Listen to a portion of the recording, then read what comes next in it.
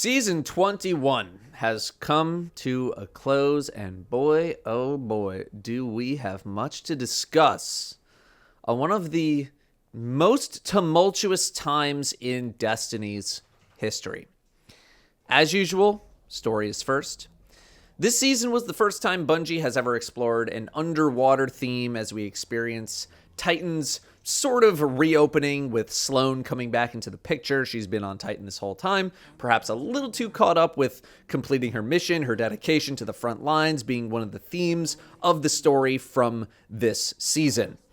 A creature named Asa has kept her protected this entire time, and over the weeks we learn from Asa via telepathic link with Sloane that Asa knows some pretty intense stuff about the Witness and what our next steps should be. Week over week, we strengthen the connection with Asa until week 5, when the signature cutscene of the season was played.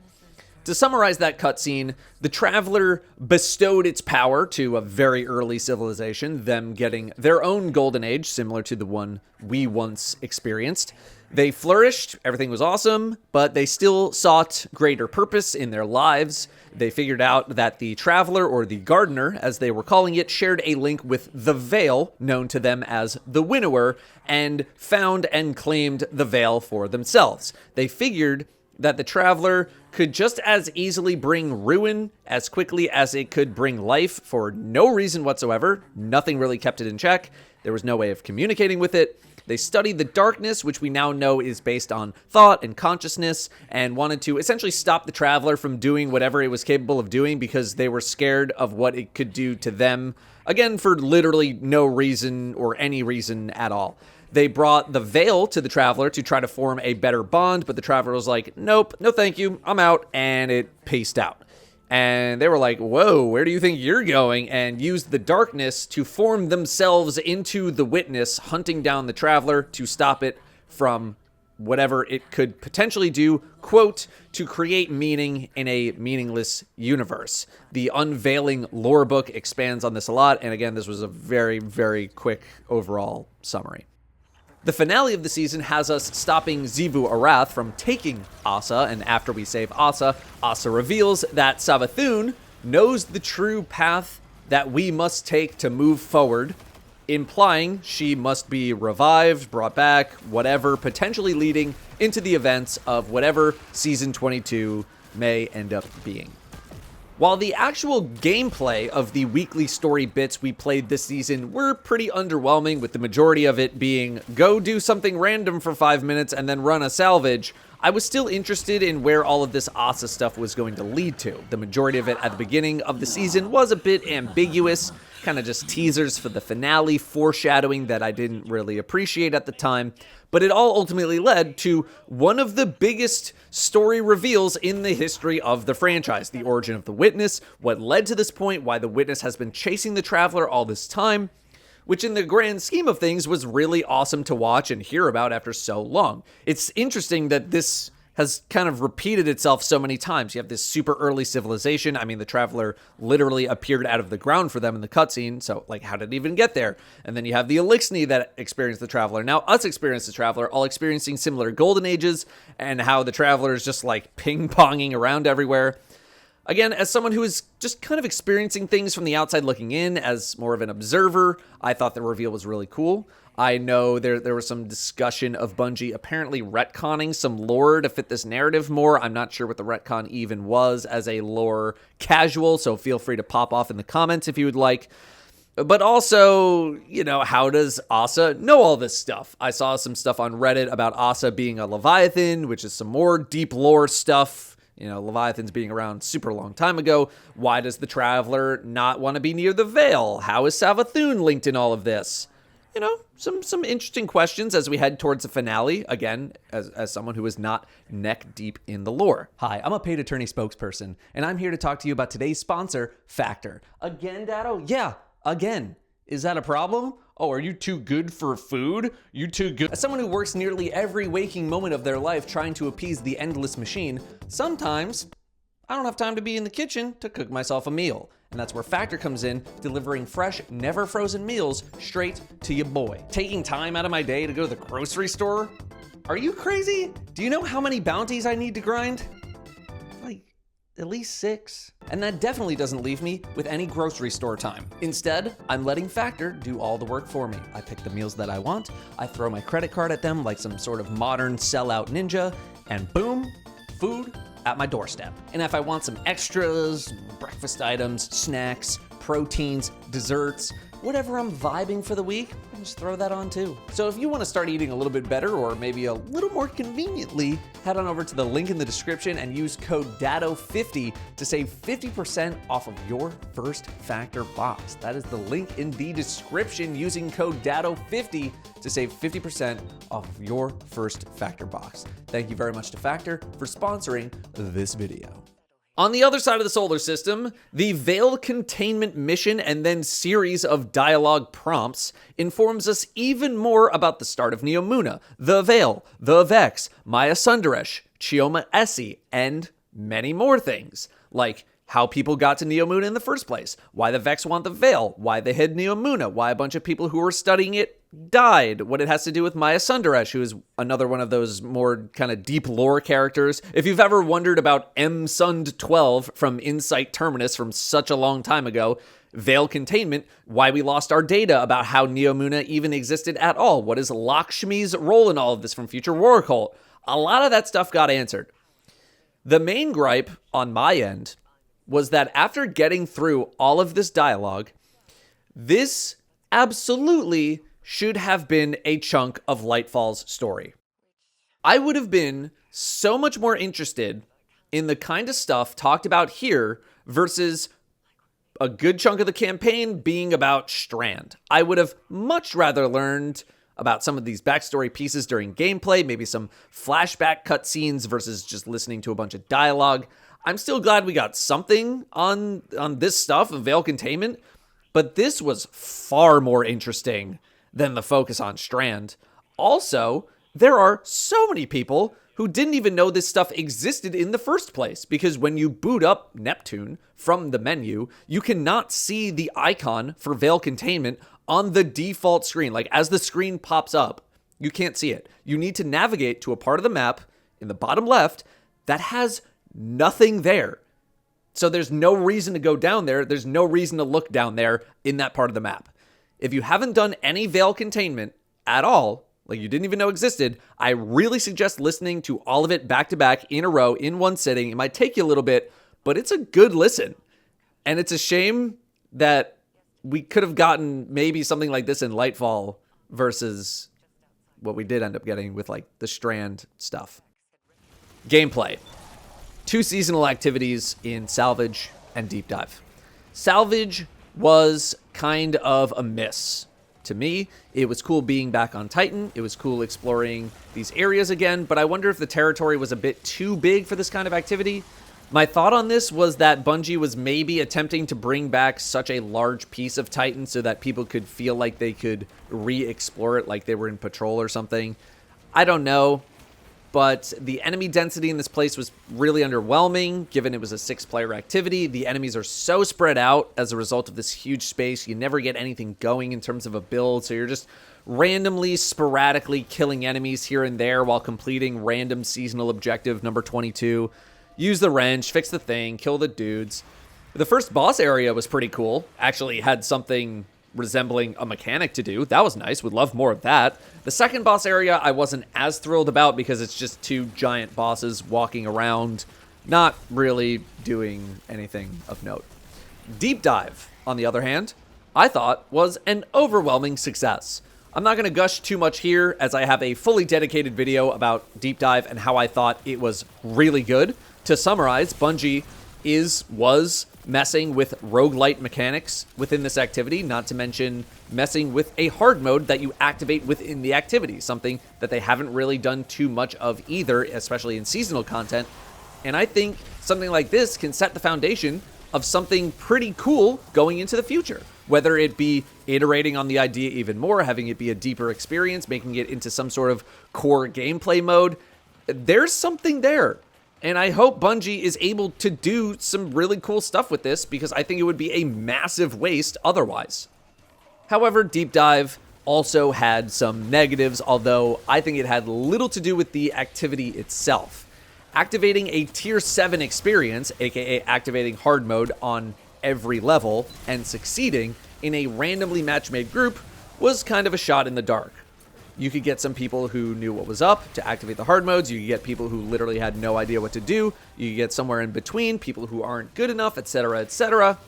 And I don't think it's the easiest problem in the world to solve unless Bungie literally split the matchmaking into multiple groups, although there's no guarantee that you queuing into a Tier 7 playlist means you're going to get a bunch of gamers without some significant barriers to entry. This problem was made worse with the Wicked Implement secret mission because now there are 3 different objectives in a match-made activity where basically no one talks to each other for whatever the reason. Getting everyone on the same page, close to impossible. Bungie's in-game LFG tool is coming in Season 23, better late than never, which should hopefully alleviate some of these problems, but at this moment in time, it is putting solo players in a not-so-great spot. Then we had fishing, which is something you either loved or absolutely despised, apparently. Fortunately, if you didn't really like it, you didn't have to interact with it. Even when fishing was relevant, like for the exotic secret mission, you could just buddy up with someone who did all the fishing stuff already. I'm not hugely into fishing. I mainly fished when I was talking with my Twitch viewers, and it is not something I would go do of my own volition. But for the people who enjoy it, I'm happy for y'all, enjoy the fishing. I know some traditional MMO players really enjoy fishing, but to non-MMO players, you might have thought that this is the dumbest thing in the world, but you could just ignore it. I will also say it ended up being a pretty decent source of gear for only having to push one button every few seconds. Speaking of the exotic secret mission, Bungie made another one in the style more of like Outbreak and Whisper the Worm with the Wicked Implement exotic mission, where you need to have 3 broken blades, which are all obtained from catching an exotic fish on each destination where fishing is available, and then plugging in the 3 blade pieces into 3 statues during a deep dive run. This would open up a side door in the second level that you could access after beating the second level, opening up a 10-minute combat scenario. Obviously, it was not on the same scale as something like Whisper or Outbreak, but it was still nice to see nonetheless, especially considering we had Avalon, another more dedicated exotic mission, the season prior. Unfortunately, the fight is a little bit trivialized by Divinity. Without Divinity, it is much harder and much more worthy of that sort of combat challenge. The exotic rewarded from this was a stasis scout rifle called Wicked Implement that came into the game a bit undertuned, but Bungie does know that it needs some help and have since prepared buffs for it in Season 22. Ghosts of the Deep is not technically a part of the season as you need the dungeon pass to play it, but it still came out this season, so I will at least mention it. I thought Ghosts of the Deep was an absolutely fantastic first-time blind experience. A better first-day experience than something like Root of Nightmares, although repeat plays would likely get some negative feedback because of all the underwater walking sections.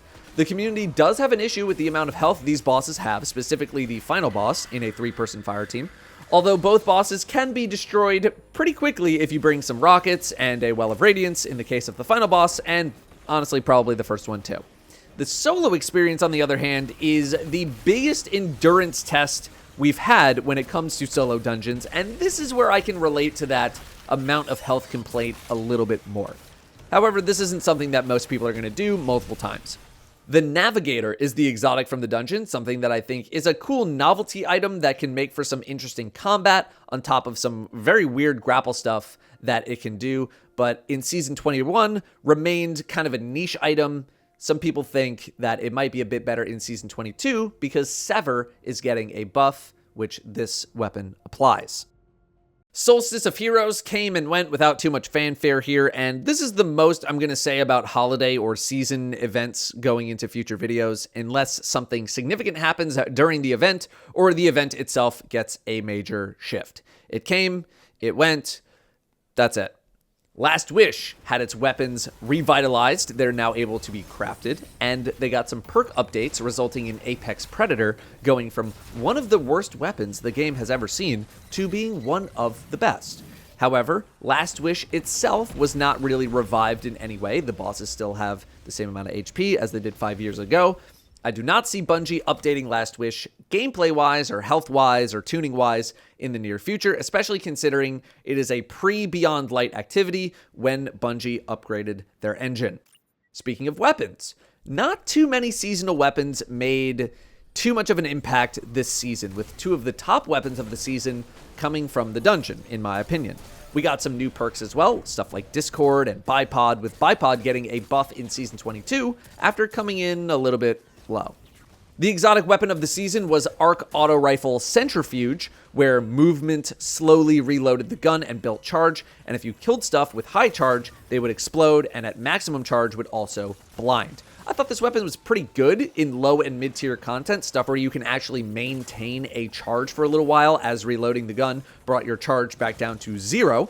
Was it meta-breaking? No. Was it pretty good? I would say so, especially when combined with the seasonal artifact from this season. Speaking of which, the seasonal artifact mainly focused on Arc perks, 5 perks in total that really gave Arc Warlocks specifically a very nice boost for the season. Arc Hunters were still very, very strong with their melee build. There were some Void mods as well, but these didn't really get as much attention. Arc Warlocks, I would say, were the stars of the season. Arc Hunters too. Strand also received 3 new aspects, 1 per class. Warlock and Hunter aspects came in a bit soft. They're getting a buff in Season 22, along with another 3 new aspects.